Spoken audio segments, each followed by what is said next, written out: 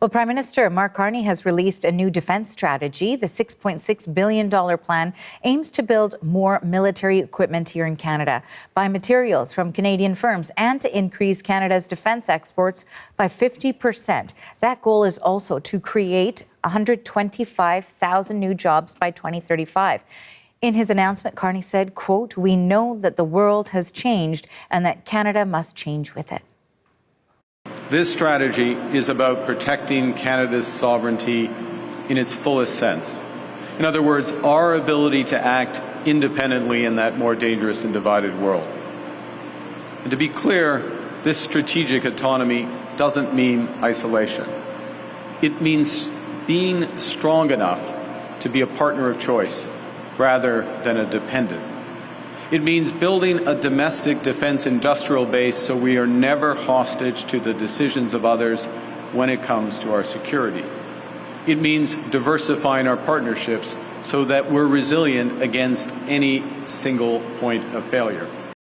So for more on all of this, let's bring in the CBC's Janice McGregor, who joins us from our Parliamentary Bureau. So Janice, the Prime Minister focused on three key words: build, partner, buy. How is this meant to work? Yeah, it's meant to work precisely in that order. Obviously, the main goal here is to give Canada's armed forces the equipment, the materials they need for the defence of Canada and to be engaged around the world. They have been operating at a situation where, frankly, a lot of their gear didn't work, wasn't available when perhaps they would need it on short notice, and something had to change. Step in last fall's federal budget, the billions of dollars that are about to roll out to bring Canada more in line with the spending targets of the NATO alliance.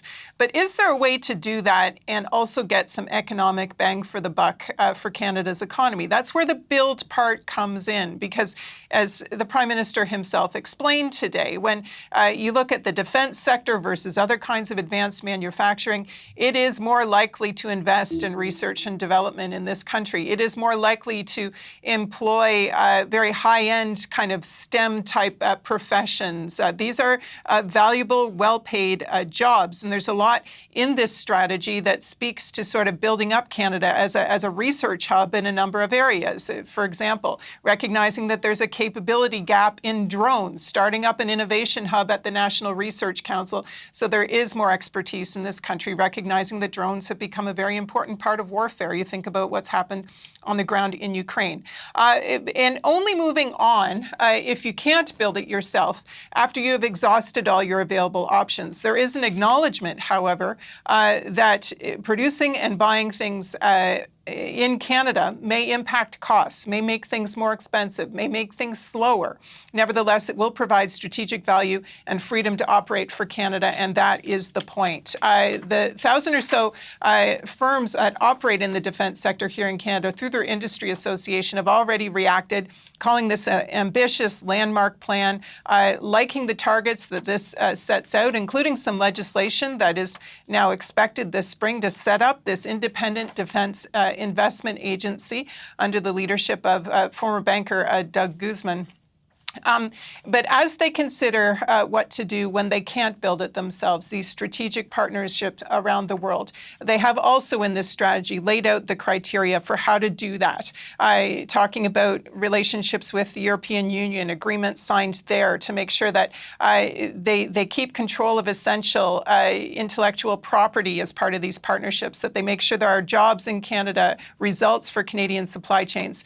And even if, for expediency reasons, they have to straight up buy something from abroad, doing so in a way that the other country would be required to reinvest somehow in this country and give something to Canadians in return. And if you look at sort of current procurements, whether you're talking about fighter jets with Sweden or subs with Korea, you can see already the industry minister pursuing that kind of a strategy.